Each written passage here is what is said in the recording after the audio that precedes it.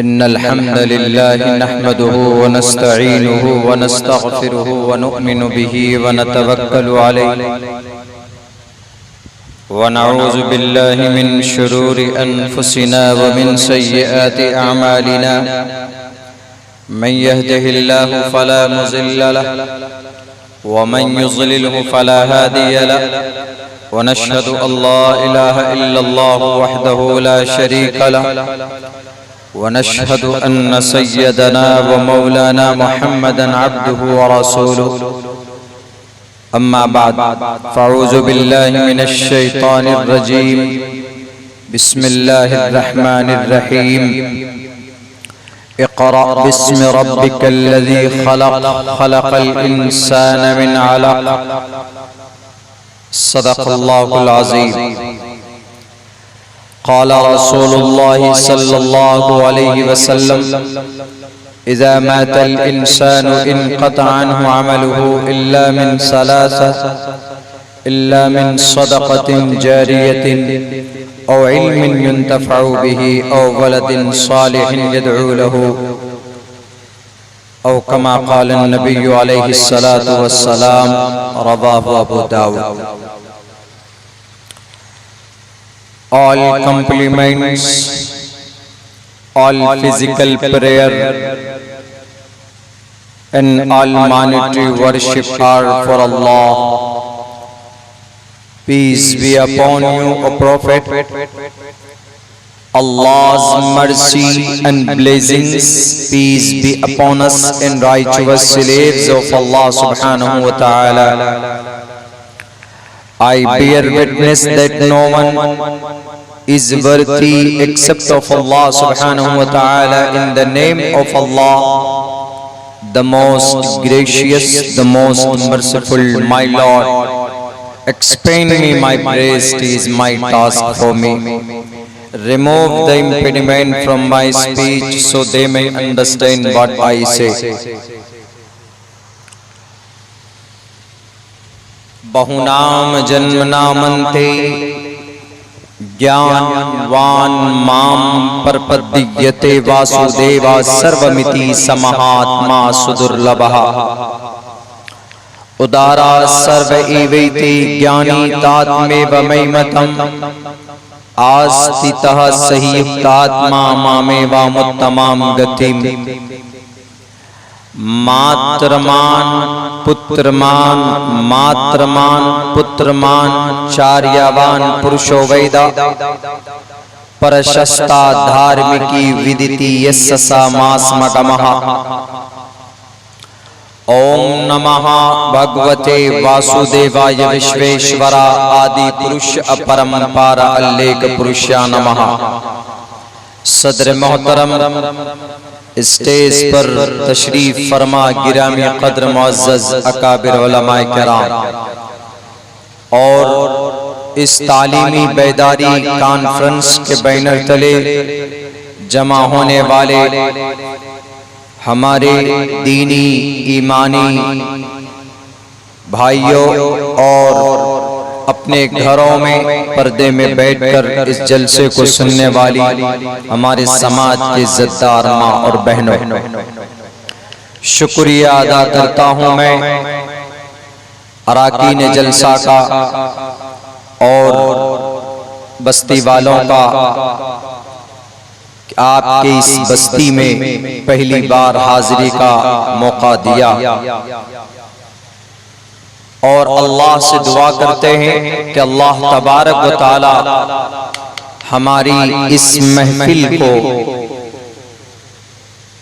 हम सब के लिए हश्र के मैदान में निजात का जरिया बनाए। साथियों और दोस्तों, यकीनन तालीमी बेदारी इसकी बहुत जरूरत है इस मिल्लत को, इस कौम को। दुनिया में बहुत सारे मज़ाहिब के लोग बसते हैं और बहुत सारे धर्म पाए जाते हैं, मगर मैं दावे के साथ ये बात कह सकता हूं कि दुनिया में सारे धर्म के लोग गुमराह हो चुके हैं। उसकी बड़ी वजह यह है कि वो लोग अपने धर्म के, अपने शास्त्र को मानते हैं नाम से, मगर उसको बचा नहीं सके, उसकी हिफाजत नहीं कर पाए। दुनिया में सारे धर्म के लोग इसलिए गुमराह हो गए क्योंकि उन्होंने अपना रिश्ता अपने शास्त्र के साथ जोड़कर नहीं रखा है।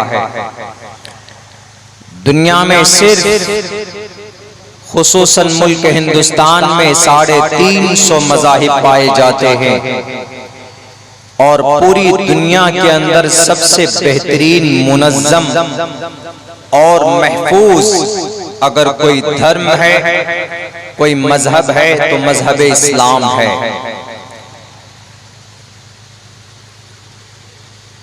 चूंकि इस मजहब की जो शास्त्र है, जो इनका फाइनल संविधान है, उसकी हिफाजत, उसका रक्षक खुद अल्लाह तबारक व तआला है। और जब कभी भी किसी ने इसमें तब्दीली की कोशिश की है तो हर जमाने में अल्लाह तबारक व तआला ने अपनी शरीयत और अपने इस कुरान की हिफाजत के लिए किसी न किसी शक्ल में उलमाए किराम को, पैगंबर और हजरात रसूल को इस दुनिया के अंदर भेजा है। और 100% ये बात कही जा सकती है कि अगर कोई मजहब अपने शास्त्र पर अमल कर रहा है, अपनी मजहबी किताब पर आज भी कायम है, और वो मजहबी किताब अपनी सही शक्ल में अगर किसी के पास मौजूद है तो मजहब इस्लाम है और वो किताब कुरान करीम है। दुनिया का सबसे बड़ा मजहब क्रिश्चियन है, जिन्हें हम नसारा बोलते हैं। दूसरे नंबर का सबसे बड़ा मजहब इस्लाम आता है, हिंदू नहीं है, सनातन धर्म नहीं है। सनातन धर्म सिर्फ भारत में है, एशिया महाद्वीप के कुछ मुल्कों में है, थोड़े से श्रीलंका में है और कुछ नेपाल में मिलेंगे आपको। आसपास के कुछ इस एशिया बर्र सगीर के अंदर थोड़े से मिलेंगे और उसकी अक्सरियत इस मजहब की भारत के अंदर है, जिन्हें सनातन धर्मी बोलते हैं जो लोग। हालांकि इस सनातन की तहकीक जब हम करते हैं, जब इस पर रिसर्च करते हैं तो इस नतीजे पर पहुंचते हैं कि लफ्ज सनातन ये इस्लाम का पुराना नाम है। इस्लाम का संस्कृत में नाम सनातन। उधर नहीं जाना चाहूंगा। बहरकैफ दुनिया का दूसरा सबसे बड़ा मजहब इस्लाम है।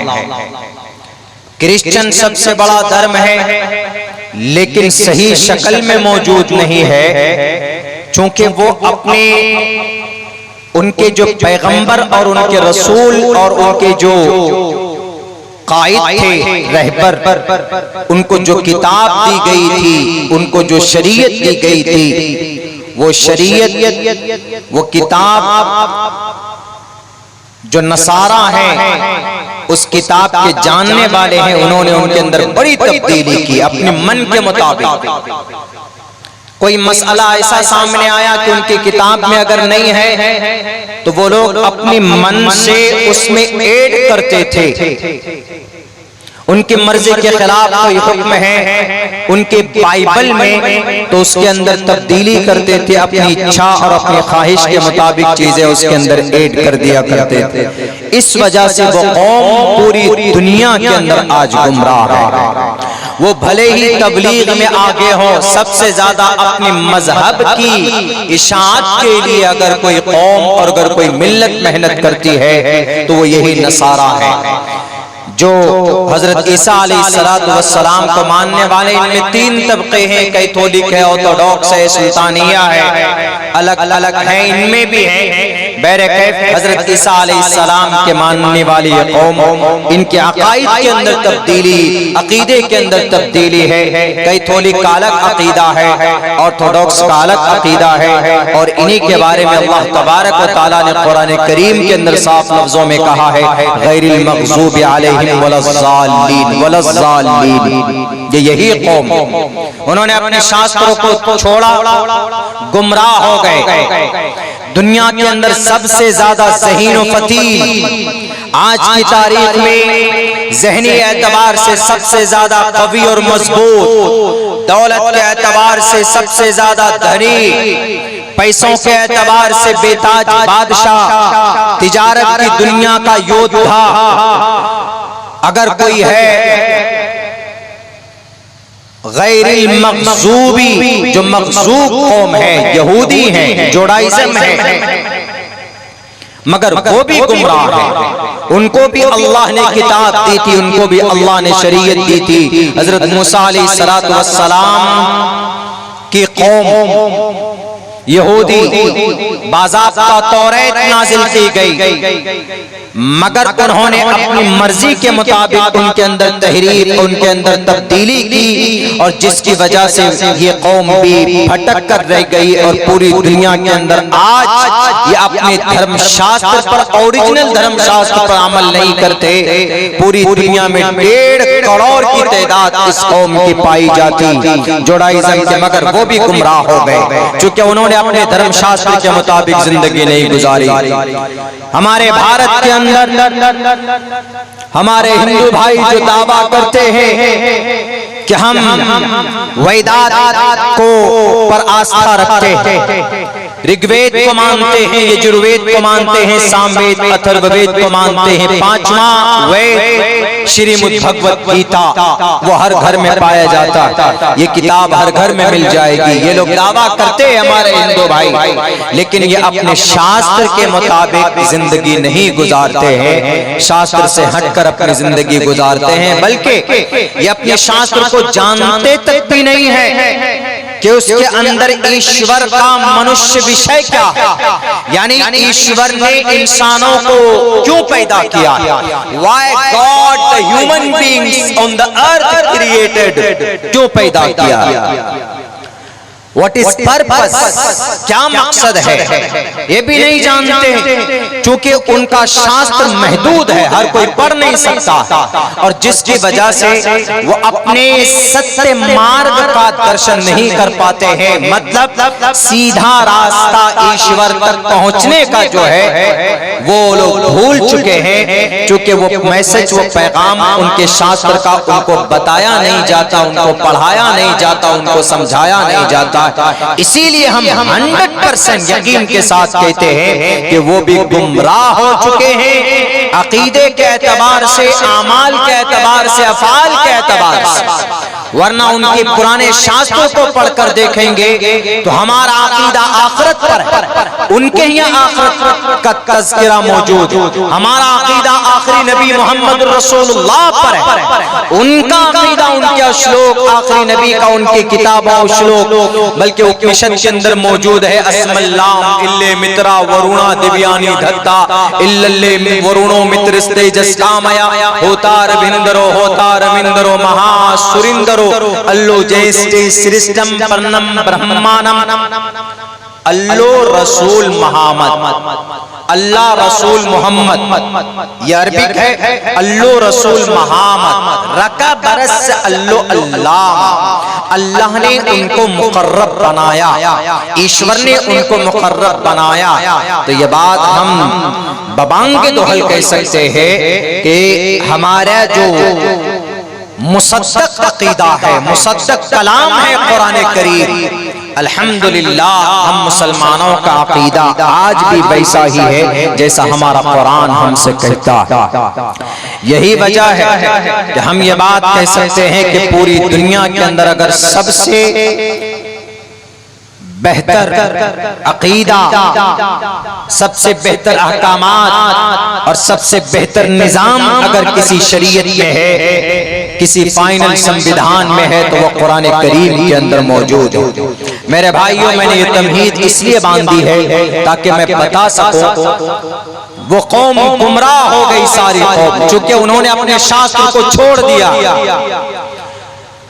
भारत के अंदर में 80% की तादाद हमारे हिंदू भाइयों की है, लेकिन आप 80 पाठशाले नहीं दिखा सकते जहां पर इनके शास्त्र की तालीम होती है। हमारे पूरे भारत के अंदर में 17 से 20% की तादाद मुसलमानों की है, लेकिन अल्हम्दुलिल्लाह हम मुसलमानों के बीच पूरे भारत के अंदर 17 से 20% मुस्लिम माइनॉरिटी, इनके तकरीबन 6 लाख से कहीं ज्यादा इनके मदारिस पाए जाते हैं। और इन मदरसों के अंदर होता क्या है, सिर्फ कुरान करीम की तालीम होती है, कुरान को समझने के लिए अहादीस की तालीम होती। इसीलिए हम कह सकते हैं सीना ठोक कर कि हमारा जो कुरान है, हमारा जो अकीदा है, वो सही सूरत में आज भी मौजूद है, चूंकि हम इसकी तालीम देते हैं अपने बच्चों को। हम बताते हैं पिछले 1458 साल से ये निजाम चलता हुआ आ रहा है। ये मदरसा ये आज की कोई नई तरतीब नहीं है, नई चीज नहीं है। शरीयत की बका के लिए इसका होना बहुत जरूरी है। अगर मदरसा नहीं होगा, मकतब नहीं होगा, अगर शरीयत की तालीम नहीं होगी, कुरान की तालीम नहीं होगी, हाफिज कुरान नहीं बनाया जाएगा, आलिम दीन को नहीं बनाया जाएगा, मैं आपको पत्थर पर लिखकर देने के लिए तैयार हूं मेरे मुस्लिम भाइयों। 20 साल अब आज से मदारिस बंद कर दीजिए, आज अभी इसी वक्त टोटल मदारिस के ऊपर ताले लगा दीजिए। 20 से 25 साल के बाद जो नई नस्ल पैदा होगी उनका अकीदा महफूज नहीं होगा, वो एक खुदा नहीं बल्कि 100 खुदाओं के अकीदा रखने वाले होंगे। इसीलिए ये एहसान है इस उम्मत पर, इस जमीन पर हमारे उलमाए किराम का, वो मेहनत और मशक्कत करके मदारिस और मकातिब चलाते। कौमें गुमराह हो गई, उसका उनकी सबसे बड़ी वजह और बेसिक बात ये थी कि उन्होंने अपने शास्त्र को अपनों से अलग कर दिया। क्या नए समाज को तश्कील देने वाला पंडित दयानंद सरस्वती एक नया धर्म बनाता, आर्य समाज एक किताब लिखता है 150 साल पहले तकरीबन, उस किताब का नाम सत्यार प्रकाश है, लेकिन उनकी कौम के लोगों ने इस किताब पर अमल नहीं किया, तो आज इस धर्म का नामो निशान मिट चुका है।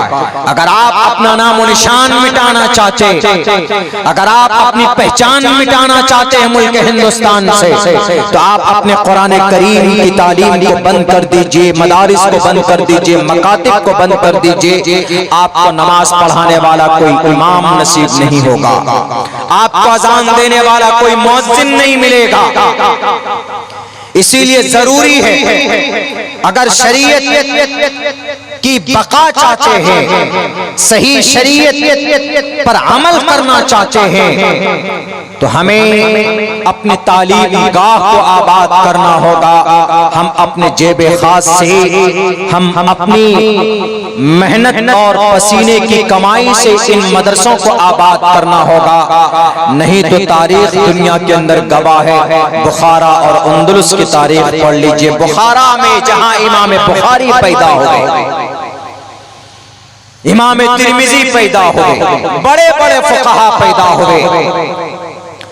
स्पेन कुर्तबा की जामे मस्जिद बड़ी मस्जिद है, शानदार मस्जिद है, दुनिया की बड़ी मस्जिद में शुमार होता है। दुनिया का सबसे पुराना मदरसा नबी पाक अलैहिस्सलातु वस्सलाम के बाद वहीं शुरू होता है, इस शहर के अंदर उस मस्जिद के एक कुतुबखाने में। लेकिन आज वो मस्जिद क्रिश्चियनिटी क्रिश्चियन के कब्जे में, कम्युनिज्म के कब्जे में। वहां अजान नहीं होती, वहां कुरान की तालीम नहीं होती, वहां नमाज नहीं होती। बुखारा के अंदर में नमाज पढ़ना जुर्म है।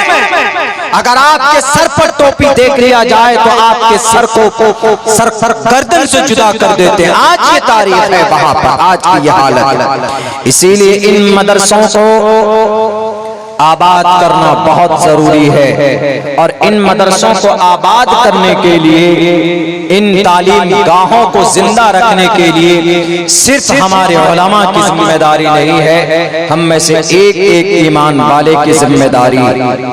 मेरे भाइयों, वो तो कुर्बान जाइए हमारे इन उलमाए किराम पर। ये रमजान में भूखे रहकर हाथ में रसीद लेकर धूप में, गर्मी में उसकी शिद्दत को बर्दाश्त करते हैं, जाते हैं बाहर और चंदा करके लाते हैं, फिर मदरसा चलता है। और ऐसा होता है कि चंदे के चक्कर में कभी कभी मदरसे के तालीमी निजाम के अंदर भी फर्क पड़ जाता है, बहुत बड़ा नुकसान हो जाता है तालीम का। और हमारे झारखंड, बिहार, बंगाल, इन तीनों स्टेट के अंदर तकरीबन यही दिक्कत, यही परेशानी। हमारे जो उलमा, हमारे जो कुर्रा हजरात ये बाहर से पढ़कर आते हैं, अच्छी तनख्वाहें न मिलने की वजह से, सिस्टम निजाम अच्छा न मिलने की वजह से ये लोग बाहर दूसरे स्टेट का सफर करते हैं, दूसरे सूबों में जाते हैं जहां पर उनको अच्छी खासी तनख्वाह और मोटी रकम मिलती है, वहां पर जाते हैं। क्या हम बिहार, झारखंड और नेपाल और ये बंगाल के लोग, क्या हम मदारिस नहीं चला सकते? चला सकते, हमारी सोच की कमी है। मिसाल के तौर पर इस गांव के अंदर में अगर 1500 लोग हैं, 1500 लोग, अगर 1500 आदमी 100 रुपए महीने का अगर अपनी जेब से निकाल कर किसी मदरसे में रसीद कटाएगा, किसी एक मदरसे में, तो महीने का पता कितनी रकम आ सकती? महीने में सिर्फ 100 रुपए, बड़ी चीज नहीं है। हम 5-5, 10-10, 15-15 किलो मांस मछली खा जाते। हम अपनी जिंदगी के अंदर अच्छे खाने में उसको कई सौ रुपए, कई सौ हजार खर्च कर देते। अगर 1500 आदमी 100 रुपए एक महीने में निकालेगा तो मेरे ख्याल से 1.5 लाख रुपए महीने का जमा हो सकता। और दारुल जैसे छोटे इदारे में एक महीने में 1.5 लाख का भी खर्च नहीं होगा। एक बच्चे के पीछे अगर 50 बच्चे हैं, अगर एक बच्चे के पीछे 500 रुपए अगर महीने का उसका राशन आएगा तो ज्यादा से ज्यादा 25,000 रुपए खर्च हो सकते। और अगर तनख्वाह अगर 5 असातिज़ा है, अगर 10,000 रुपए हम सैलरी देंगे तो काफी है। 10,000 रुपए सैलरी देंगे, 5 उस्ताद हैं तो ज्यादा से ज्यादा 50,000 रुपए उसमें खर्च हो सकता है। 75,000 रुपए आमदनी आपके पास, 1.5 लाख रुपए है, 75,000 रुपए आपका सेविंग में जा सकता है। आप तामीरी और कंस्ट्रक्शन का काम कर सकते हैं। हमारे असातिज़ा को, हमारे उलमा को फिर रसीद लेकर बाहर नहीं जाना पड़ेगा। और फिर वो 100 रुपए आपका क्या होगा? इज़ा मातल इंसानु इनक़ताअ अमलुहु इल्ला मिन सलासा इल्ला मिन सदक़तिन जारियतिन व इल्मिन युंतफ़अु बिही। आदमी मर जाएगा, सब कुछ खत्म हो जाएगा, लेकिन 3 चीजें ऐसी है कि मरने के बाद भी उसका सवाब मिलता है। अगर आपने कोई तालीमी, अगर आपने कोई सदक़ा जारिया, कोई चीज आपने छोड़कर आप गए इस दुनिया से, या कोई तालीमी इदारा बना कर गए, या कोई मदरसा बना करके गए, या कोई मकतब बना करके गए, या जहां तालीम होती है उसमें आपका ताबुल लग जाता है, तो अल्लाह तबारक व तआला क़यामत तक उसका सवाब आपको देता रहेगा। मेरे भाइयों, 100 रुपए बड़ी चीज नहीं। ये कौम ज़हनी एतबार से तैयार नहीं। अगर उम्मत मुस्लिमा ज़हनी एतबार से तैयार हो जाए तो एक लोग ऐसे भी हैं गांव समाज के अंदर जो महीने में 500 रुपए दे सकते हैं, देने की ताकत रखते हैं। याद कीजिए उस वक्त को, इन मदारिस को हमारे अकाबिरीन ने ये मुरव्वजा तरतीब क्यों दी थी? जब अंग्रेज इस मुल्क में आया था तो अंग्रेज से मुकाबले के लिए उलमा मैदान में थे, और फिर ये कुरान करीम को चलाना उन्होंने शुरू किया था, क्योंकि अंग्रेज जानता था कि अगर हम इस भारत के अंदर में कब्जा करना चाहते हैं तो हम मुसलमानों के बीच में जो कुरान है उसको खत्म कर दिया जाए तो मुसलमानों की ताकत टूट जाएगी। लेकिन हमारे उलमाए किराम ने देखा कि 3 लाख कुरान करीम के नुस्खे जला दिए गए, तो उलमाए किराम मैदान में आए। इन्होंने मदारिस की बुनियाद शुरू की कि अगर इस भारत के अंदर अगर दीन को जिंदा रखना है, शरीयत को बाकी रखना है, तो मदरसों को बाकी रखना जरूरी है। भारत के अंदर इल्म हदीस की शुरुआत की गई। शाह वलीउल्लाह मुहद्दिस देहलवी वो चले गए, उनके बेटे बैठे शाह अब्दुल अजीज मुहद्दिस देहलवी वो चले गए, उनके शागिर्द आए हाजी इमदादुल्लाह मुहाजिर मक्की और भी उलमाए किराम इनके बीच में आए। हाजी इमदादुल्लाह मुहाजिर मक्की के 2 बड़े शागिर्द मौलाना अब्दुल रशीद गंगोही, मौलाना कासिम नानोतवी मैदान में आए। उस वक्त जोरों पर था, अंग्रेज इस मुल्क से खत्म करना चाहता था, मदारिस को शरीयत को मिटाना चाहता था। लेकिन कुर्बान जाइए हम हमारे नकाबरीन पर इन्होंने मदारिस की बुनियाद शुरू की, दारुल देवबंद की बुनियाद डाली। आज जितने भी मदारिस हैं दुनिया के किसी भी कोने में अगर दीन का काम होता है तो दारुल देवबंद नजर आएगा। आप कुरैश करके देखेंगे तो दारुल देवबंद और हमारे इन अकाबरीन की मेहनत के नतीजे में आज हमारे सर पर टोपियां हैं। आज इस्लाम भारत के अंदर जिंदा। अगर आप इस्लाम को, शरीयत को जिंदा रखना चाहते हैं तो इन मदारिस को आबाद करना बहुत बहुत जरूरी है। नहीं तो हिंदू कौम जैसे गुमराह होगी अपने शास्त्रों से अलग होकर। क्या उनके शास्त्र में एक खुदा नहीं है?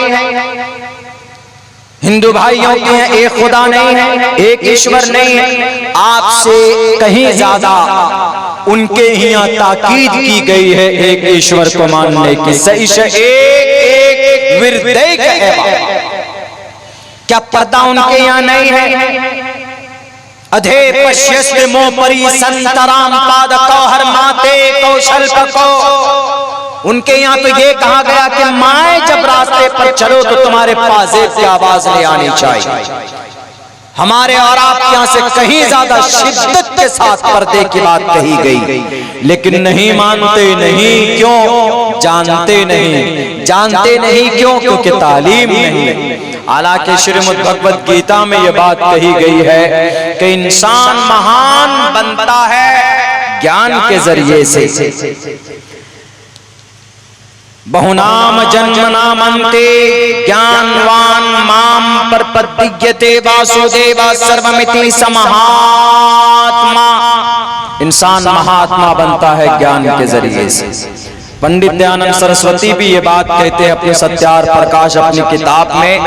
वो कहते हैं कि मात्रमान, पितृमान, चार्यावान, पुरुषो वैदा, 3 आदमी की मेहनत होती है तब एक इंसान पुरुषो वैदा, तब एक इंसान पढ़ा लिखा होता। मिसाल के तौर पर मैं हाफिज कुरान बना तो इस पे 3 आदमी की मेहनत रही। सबसे पहले मात्रमान, सत्यार प्रकाश इस्लाम के खिलाफ लिखी गई किताब है, लेकिन इसमें एक अच्छी बात भी कही उन्होंने।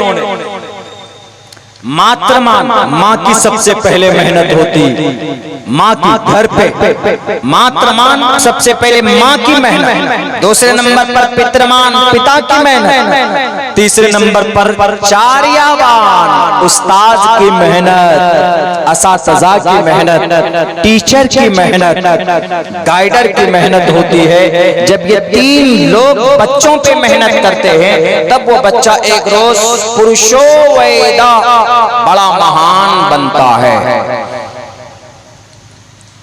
अल्लाह के नबी अलैहिस्सलातु वस्सलाम फरमाते हैं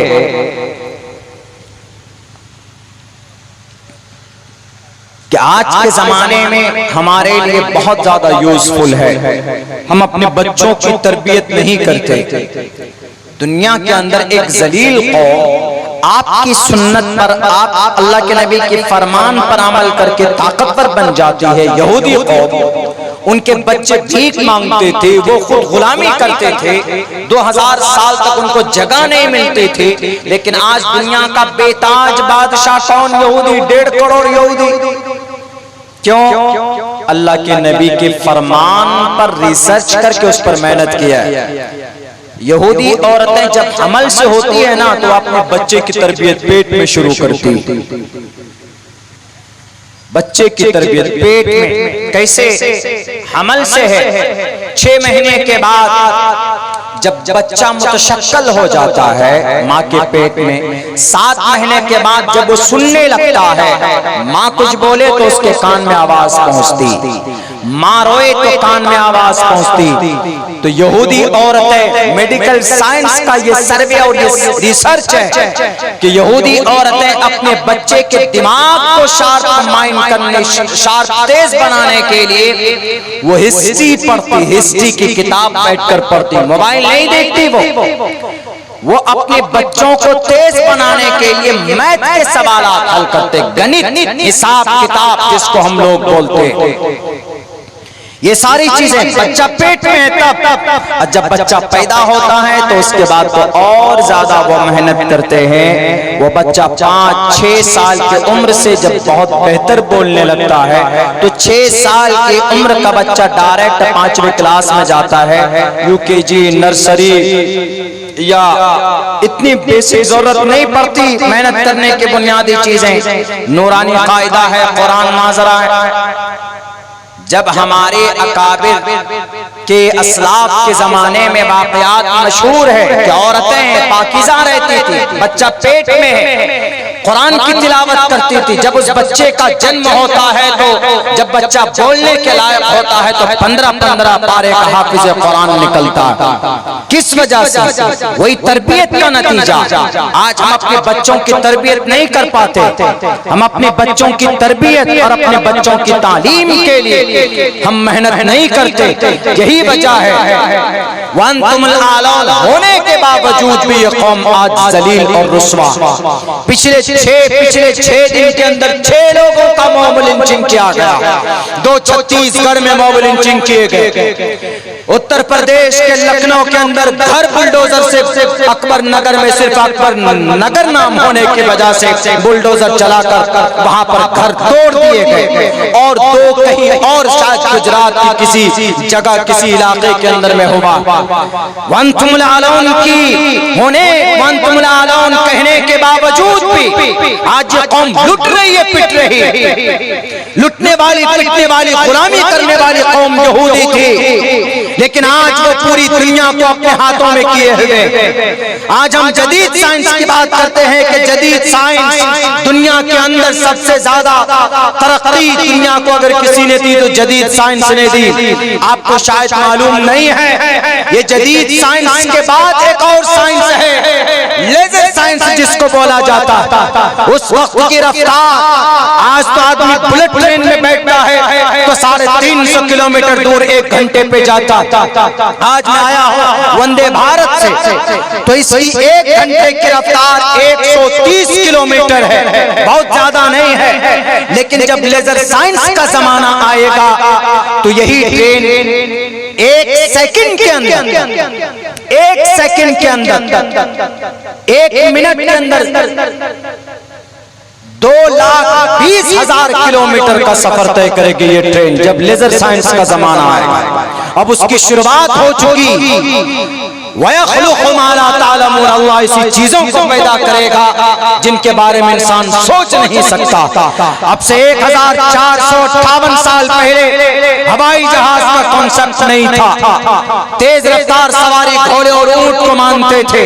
लेकिन अगर उस वक्त ये बात बताई जाती कि एक जमाना आने वाला है कि जिसमें 1200 किलोमीटर का सफर होगा 1 घंटे के अंदर, विमान में बैठकर, हवाई जहाज में बैठकर, लोग सोचते होंगे कैसा जमाना होगा। वो जमाना आ चुका, लेजर साइंस का जमाना आएगा।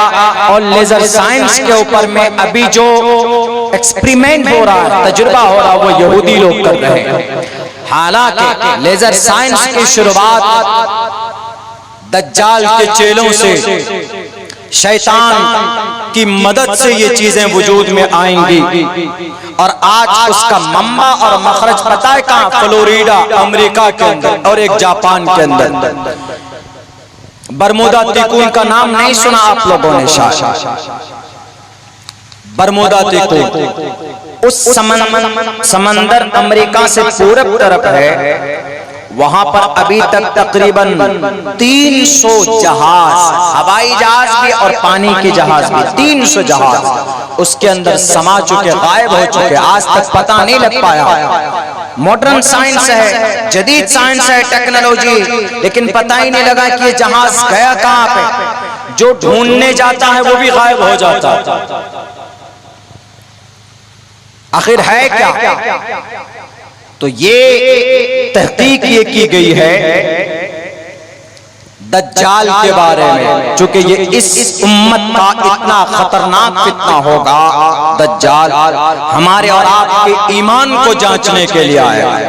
उसके पास इतनी ताकत होगी कि चलते हुए सूरज को रोक देगा। उसके पास इतनी ताकत होगी कि वो मुर्दे को जिंदा कर देगा। इतनी ताकत होगी बारिश बरसा देगा। इतनी ताकत होगी कि उसकी सवारी जहां तक उसकी निगाह, उसकी आंखें जाएंगी वहां तक उसकी सवारी की रफ्तार होगी। किसकी? दज्जाल। और दज्जाल का दोस्त कौन होगा? उसको फेवर कौन करेगा? ये यहूदी करेगा। और ये सब कहां पे है? ये सब हमारे कुरान करीम के अंदर, अहादीस मुबारका के अंदर इसका चर्चा कर दिया गया है। वो हमारी शरीयत पर, हमारे कुरान पर अमल करके आज वो इतने कामयाब हो रहे हैं, इतने कामयाब हो रहे हैं। इसीलिए मौजूदा साइंस के ऊपर इतराने की जरूरत नहीं। आएगा एक जमाना, आज की सारी चीजें पुरानी हो जाएंगी। अगर कोई चीज अगर सबसे ज्यादा कीमती है तो वह हमारा ईमान है, हमारी शरीयत है। ये यहूदी हमारी शरीयत पर अमल करके आज दुनिया के बेताज बादशाह बन गए। यहूदी 2000 साल तक गुलाम रहे, लेकिन क्यों इतने कामयाब हुए? आपके कुरान पर अमल करके, अल्लाह के नबी की जिंदगी 40 साल जिंदगी पर अमल करके, अल्लाह के नबी अलैहिस्सलातु वस्सलाम की सुन्नत पर उन्होंने अमल किया, तब जाकर वो दुनिया के अंदर कामयाब हुए। मैं ये नहीं कहता कि वो नबी के आशिक हैं, वो नबी के दीवाने हैं। उन्होंने जब देखा कि 2000 साल गुजर गए, हमें कोई सम्मान नहीं मिल रहा, कोई इज्जत नहीं दी जा रही, आखिर वो कौन सी ताकत है जिसको हम मानेंगे, जिसको हम फॉलो करेंगे तो हम कामयाब होंगे। यहूदियों के बड़े बड़े दिमागदार बैठे और उन्होंने कहा कि दुनिया के अंदर सबसे ज्यादा बुराई उस वक्त पाई जाती थी जब नबी पैदा हुए, आखिरी नबी मोहम्मद रसूलुल्लाह सल्लल्लाहु अलैहि वसल्लम। और उस नबी ने जिस वक्त जिस जगह पर जन्म लिया, दुनिया की सारी बुराई पाई जाती थी। लेकिन 23 साल की कलील मुद्दत में उन्होंने जिंदगी के अंदर नक्शे, दुनिया के अंदर नक्शे, दुनिया के नक्शे बदल दिए। 23 साल में अमन व अमान कायम कर दिया। 23 साल में खोई हुई औरत की इज्जत वापस कर दी। 23 साल के अंदर इंसाफ का बाजार गर्म हुआ। 23 साल के अंदर इंसान अपने एक रब से मिला। 23 साल के अंदर मानवता बढ़ी। 23 साल के अंदर गोया के हर तरफ अदल इंसाफ ही था और हर तरफ इंसानियत थी। तो इन यहूदियों ने कहा कि कोई न कोई पैगाम और कोई न कोई सुपर शक्ति इनके पास जरूर है, जरा तहकीक तो करो। तो इन जब तहकीक की गई तो तब पता चला इनको, इन यहूदियों को, कि सबसे पहला मैसेज जो आसमान से, गॉड के पास से मोहम्मद के पास आया है, वो पहला मैसेज है इक़रा बिस्मि रब्बिकल लज़ी खलक़ खलक़ल इंसान मिन अलक़। इन्होंने कहा कि what is the meaning of इक़रा? इक़रा पहला मैसेज है, तो क्या मतलब है इक़रा का? तो अरबी में है, किसी ने कहा कि इक़रा का मतलब आता है पढ़ना, तालीम हासिल करना। तो यहूदियों ने दिमाग वहीं पर लगाया कि पढ़ने से कौम की तब्दीली हो सकती है। अगर पढ़ने से तब्दीली नहीं होती, पढ़ना कोई बड़ा काम नहीं होता, तो अल्लाह सबसे पहले इक़रा नाज़िल नहीं फरमाते, वो सबसे पहले कहते उबुदू रब्बकुम, अपने रब की इबादत करो, नमाज पढ़ो, ज़कात दो। लेकिन नहीं, रब ने कहा इक़रा। तो इससे पता चलता है कि पढ़ने से कौम में तब्दीली आ सकती। तो इन यहूदियों ने सिर्फ इक़रा को लिया, इक़रा बिस्मि रब्बिकल लज़ी को छोड़ दिया। अगर बिस्मि रब्बिकल लज़ी खलक़ल इंसान मिन अलक़, अगर इस पर अमल करते तो ये यहूदी जालिम नहीं होते, ये यहूदी पत्थर दिल नहीं होते, ये यहूदी चालबाज नहीं होते, ये यहूदी मुनाफिक नहीं होते, और ये यहूदी शरारती नहीं होते। सिर्फ इक़रा पर अमल किया। आज पूरी दुनिया में सबसे बड़ी यूनिवर्सिटी अगर किसी की पाई जाती है तो इन यहूदियों की पाई जाती है। लफ्ज़ इक़रा पर अमल करने के लिए इक़रा पर अमल किया।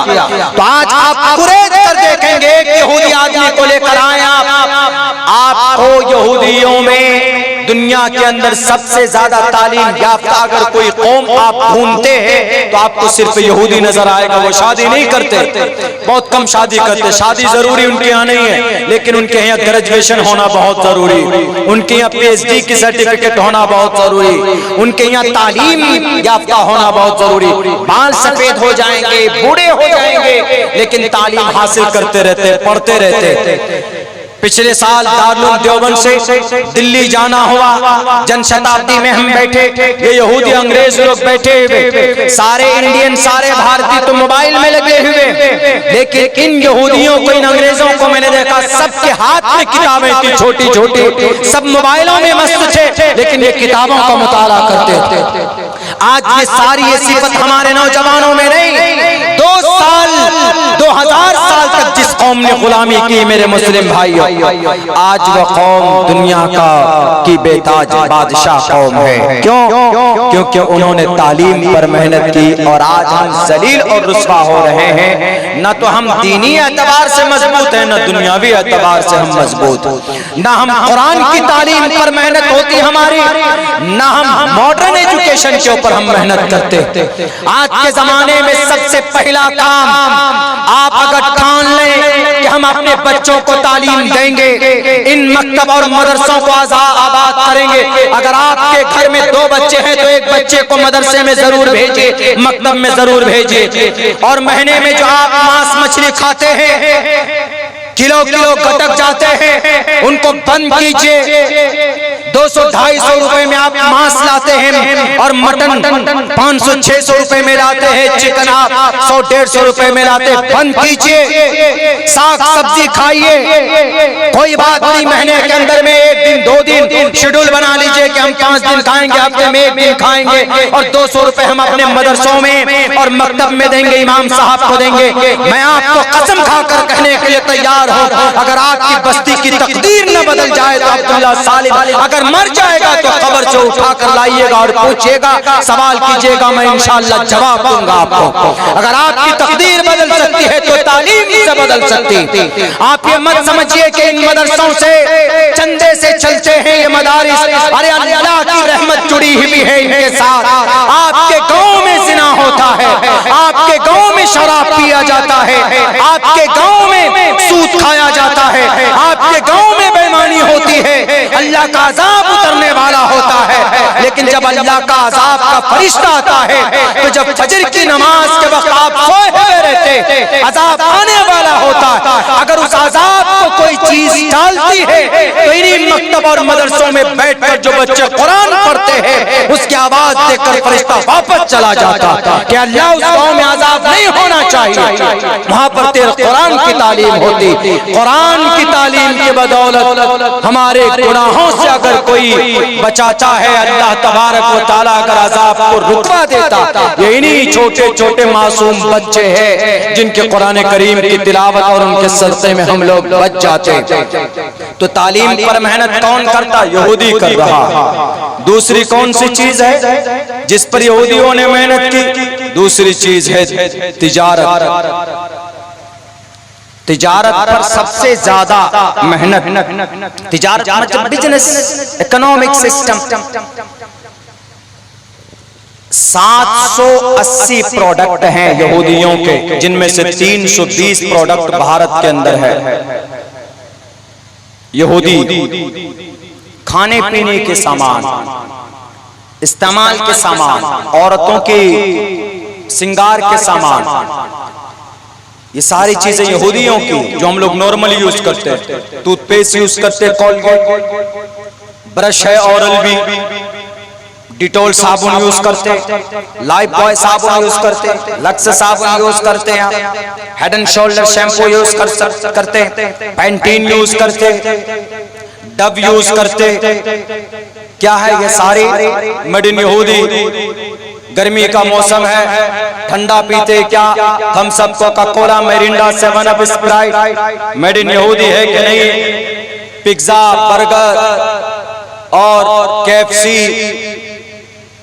हम लोग खाते, शहर में लोग ज्यादा खाते, किनकी है ये सारी चीजें मेड इन यहूदी। ये सारी फ्रेंचाइज उन्हीं की है। मोबाइल इस्तेमाल करते, आईफोन यूज करते, नोकिया यूज करते, किसी जमाने में नोकिया के मुकाबले में कोई नहीं था। मोटोरोला यूज करते, सैमसंग यूज करते, मेड इन यहूदी। तिजारत पर यहूदियों का कब्जा, 1.5 करोड़ यहूदी। और तिजारत किनकी सुन्नत है? अल्लाह के नबी की सुन्नत है कि नहीं। नबी को नबूवत 40 साल में मिली। 40 साल से पहले आप क्या करते थे जनाब मोहम्मद रसूलुल्लाह? इबादत वाली जिंदगी छोड़िए, उससे कारोबारी एतबार, काम के एतबार से 15 साल की उम्र से लेकर 40 साल की उम्र तक जनाब मोहम्मद रसूलुल्लाह ने तिजारत की है। और कामयाब तिजारत संस्कृत में भी मौजूद है। उस तरह यस परवाही जो वधु मंत्र दिविर दश वर्ष समारतश्च देवी झेड़ देवी इश्माना उपस पुरुष। अल्लाह के नबी ऊंट, घोड़े और दूसरे सामान खरीदो फरोख्त करते थे जनाब मोहम्मद रसूलुल्लाह। पैसे कम होते थे, यहूदी से कर्ज लेते थे। उस यहूदी का नाम साइब बिन कैस अल-मखजूमी। जनाब मोहम्मद रसूलुल्लाह को अस-सादिक और अल-अमीन का खिताब देने वाला यहूदी साइब बिन कैस अल-मखजूमी यहूदी। तिजारत, हमारे जवान के पास 50 हजार रुपए हो जाए तो चलो बाइक खरीदेंगे, इनफिल खरीदेंगे, अपाची खरीदेंगे, हंटर खरीदेंगे। 50 हजार रुपए हो जाए। यहूदियों के पास पैसे होते हैं, 1 लाख होता है तो 2 लाख 3 लाख कैसे किया जाए, इसके ऊपर तरकीबें करता। हमारे बच्चों के पास 50 हजार रुपए हो जाए तो आईफोन खरीदने के लिए चला जाएगा। मेरे नौजवानों, मेरे साथियों, अल्लाह के नबी की सुन्नत थी तिजारत। अबू बकर सिद्दीक को खिलाफत मिलने के बाद भी एक रोज सर पर कपड़े की गठरी लेकर चले गए मार्केट में। उमर फारूक रजी अल्लाह ताला अन्हु ने कहा कि अबू बकर सिद्दीक, वाय क्यों? अरे आप तो खलीफा बन गए। उन्होंने कहा कि मेरे घर में मेरे बीवी बच्चे, उनकी परवरिश के लिए मुझे करना पड़ेगा। उन्होंने कहा कि आप तो खलीफा हैं, आप तो CM हैं, चीफ मिनिस्टर हैं, आपको बैतुल माल से हम लोग वजीफा तय कर देंगे, आप इस काम को छोड़ दीजिए, आप उधर ध्यान दीजिए। खिलाफत मिलने के बाद भी तिजारत को जारी रखा था अबू बकर सिद्दीक रजी अल्लाह ताला ने। आज हम कारोबार करने के लिए तैयार नहीं होते। नहीं, 5 लाख 10 लाख 15 लाख रुपए होंगे तभी हम करेंगे, जिनके अंदर मेहनत और जुनून हो। अगर आपके पास 1 लाख रुपए भी है तो आप 1 लाख रुपए से भी तिजारत शुरू कर सकते हैं। और आप फाइनेंशियली मजबूत बनिए, फाइनेंशियली मजबूत बनिए पैसों के एतबार से। पूरी दुनिया के लोगों को अगर मुट्ठी में किसी ने कब्जा किया है तो यहूदियों ने तिजारत के जरिए से किया। आज अरब कंट्री क्यों गूंगे हैं? सबसे ज्यादा दौलत जजीरतुल अरब में है, यूनाइटेड अरब अमीरात में है, ओमान में, बहरीन में है, कतर में है, सऊदी अरब में है। लेकिन आज इनकी जुबान नहीं खुलती है। क्यों? क्योंकि इनको अपना गुलाम बनाया है यहूदियों ने। सिर्फ 1.5 करोड़ यहूदी पूरी दुनिया में, लेकिन 1.5 अरब मुसलमान पूरी दुनिया में।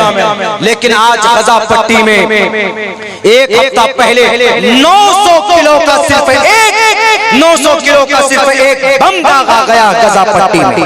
आज तक जंग नहीं बंद हुई। 27 एकड़ जमीन कतर के अंदर में यूनाइटेड अरब अमीरात में मंदिर बनाने के लिए दे दिया गया mister prime minister mister Modi को। किसने? मोहम्मद बिन ज़ायद अल नहयानी ने 27 एकड़ जमीन कतर के शहर में, कतर यूनाइटेड अरब अमीरात की राजधानी कतर है, वहां बीचों बीच उन्होंने 27 एकड़ जमीन दी है। किस लिए? मंदिर बनाइए। 770 करोड़ रुपए से मंदिर बनाकर उसकी शुरुआत की गई, उसको ओपन कर दिया गया। सन 2018 में मैंने बात की थी तो मेरे खिलाफ हमारे कुछ इस देश के अंदर हमारे अहले हदीस भाइयों ने पर्चा लिख दिया था कि अब्दुल्ला झूठ बोलता है, जजीरतुल अरब के अंदर में मंदिर नहीं बनाया जा सकता। मैंने कहा मैं अगर झूठा हूं तो देखिएगा, सन 2018 नहीं, अभी इसी 2 महीना पहले मिस्टर प्राइम मिनिस्टर गए थे और जाकर उस मंदिर की शुरुआत करके आए। जिस बीमारी को और जिस गंदगी को जनाब मोहम्मद रसूलुल्लाह ने जाल हक व ज़ाक़ल बातिल के तहत आप अलैहिस्सलातु वस्सलाम ने इस आयत के नाजिल होने के बाद जिस बुत परस्ती के खात्मे के लिए 23 साल तक आपने मेहनत की, फिर से वही चीज वहां पर वजूद में आ रही है। मेरे भाइयों, ये लोग 27 एकड़ जमीन दे रहे बुत परस्ती के लिए। मदरसा नहीं बना सकते थे, मकतब नहीं बना सकते थे, मस्जिद नहीं बना सकते थे। यहूदी लोग अपने मजहबी काम में अंदर बहुत मेहनत करते हैं, लेकिन दुनिया को कैसे मुट्ठी में करना है उस पर बड़ी मेहनत होती। अब बताइए, ये लाखों करोड़ों रुपए खर्च करते हैं जजीरतुल अरब वाले बुर्ज खलीफा बनाने में, लेकिन इनको जर्रा बराबर भी तौफीक नहीं होती कि एशिया बर्र सगीर में मदारिस चलते। अगर एक शेख वहां का चाहे तो भारत के टोटल मदरसों का खर्च उठा सकता, लेकिन नहीं। क्यों? क्योंकि इनके दिल से ईमान की जो रूहानियत है वो सल्ब कर ली गई है।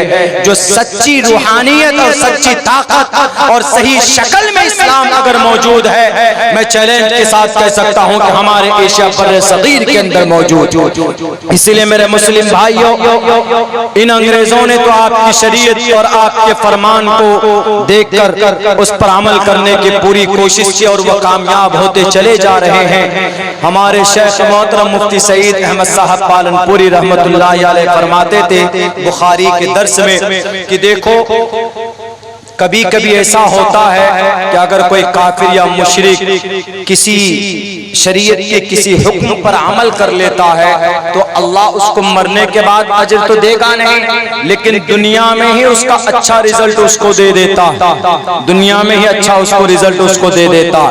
मुमकिन है सुन्नते रसूलुल्लाह को उन्होंने अपनाया तो वो कामयाब हुए, और आज हमने कुरान की मोहब्बत अपने दिल से निकाल दी है। शरीयत क्या है हमारे नौजवान समझने के लिए तैयार नहीं है। हमारे कौम के जो लोग हैं वो इस पर सीरियसली मेहनत नहीं करते हैं। सिर्फ उलमा की जिम्मेदारी नहीं है मदरसा चलाना, कुरान करीम की तालीम को आम करना, ये बैठ जाएंगे मेहनत करेंगे, लेकिन जब तक आपका सपोर्ट नहीं होगा, आपका ताउन नहीं होगा, आप बच्चे नहीं भेजेंगे, आप यूनिटी बना करके नहीं मेहनत करेंगे तो ना मदरसा आबाद हो सकता है, ना उलमा की मेहनत कामयाब हो सकती है। हम में से हर एक आदमी को मैदान में आना होगा इंशाअल्लाह तबारक व तआला। जैसे यहूदियों ने अपनी तकदीर बदल डाली, वो हमारे लिए एग्जाम्पल नहीं है, वो तो हमेशा के लिए जलील और रुस्वा होंगे। ज़ुरिबत अलैहिम ज़िल्लतु वल मस्कना,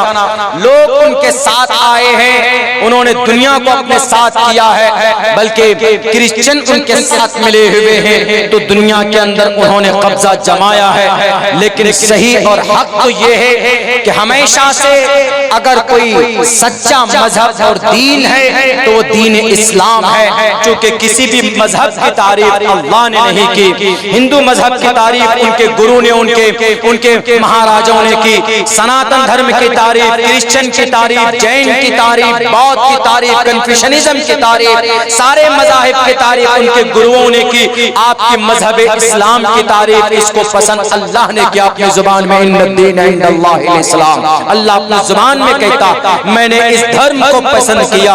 मेरे नजदीक सबसे पसंदीदा धर्म कोई है तो दीन इस्लाम है। मैं नौजवानों से कहना चाहता, मेरे नौजवानों, अल्लाह ने जवानी दी है, सोशल मीडिया में अपनी जिंदगी को तबाह बर्बाद मत कीजिए। आप अपनी जिंदगी को कुरान और सुन्नत के मुताबिक ढालने की कोशिश कीजिए। और तीसरी चीज जो यहूदियों ने अपने अंदर ली है कुरान और सुन्नत से, वो इत्तिहाद को लिया। इत्तिहाद को 1.5 करोड़ यहूदी एक प्लेटफॉर्म पर, 27 से 38 तंजीमें हैं इन यहूदियों की। किस लिए? तालीम के ऊपर पैसा खर्चा करना, कहां पर डेवलप का काम करना है, समाज में कहां अच्छा काम करना है, इन यहूदियों की 38 तंजीमें। आज हम लोग तो लड़ पड़ते कि एक गांव में 5 मस्जिदें क्यों हैं, वो मस्जिद वाला उस मस्जिद वाले से नफरत करता, वो मदरसा वाला उस मदरसे वाले से नफरत करता। सिर्फ मदारिस या मसाजिद के ऊपर नहीं, बल्कि गांव समाज में एक गांव, एक मोहल्ले वाले दूसरे मोहल्ले वाले से हाथ नहीं मिलाना चाहते। यही आपके झारखंड में टाटा जमशेदपुर में कई जगह पर प्रोग्राम हुआ, हमको बुलाया गया। एक महीने में तो एक मोहल्ले वाले ने बुलाया, दूसरे महीने में दूसरे मोहल्ले वालों ने बुलाया। हमने कहा कि ये माजरा क्यों? उन्होंने कहा कि उनका सब कुछ अलग है, हमारा अलग। हमने कहा कि आपके अलग होने की वजह से ताकत बढ़ जाती है और इस उम्मत के ऊपर अल्लाह की रहमत जभी आती है जब ये उम्मत मुत्तहिद हो। यदुल्लाहि अलल जमा, मुत्तहिद होकर काम कीजिए। अगर आप बढ़ गए तो अल्लाह की ताकत बढ़ जाती, इस उम्मत की ताकत बढ़ जाती है, अल्लाह की नुसरत रुक जाती। एग्जाम्पल है हमारे सामने जंगे बद्र और जंगे उहद। जंगे बद्र में सहाबा 313 थे, एक ही प्लेटफॉर्म पर थे, तो अल्लाह की मदद आई कि नहीं आई? फरिश्तों की जमात की शक्ल में। लेकिन जंगे उहद में सहाबा 2 खेमों में बट गए थे, गलतफहमी की वजह से, बटने की वजह से। नबी मौजूद, सहाबा मौजूद है, लेकिन अल्लाह की मदद आकर भी वापस चली गई। 70 सहाबा जामे शहादत नोश किए, गाजर मूली की तरह शहादत उन्हें काटने की कोशिश की गई। सहाबाए किराम शहीद कर दिए गए। 70 313 थे तो मैदान जीत गया। जहाँ 1000 है तो मैदान जीतने वाली मैदान हार कर आ गए। क्यों? क्या वजह?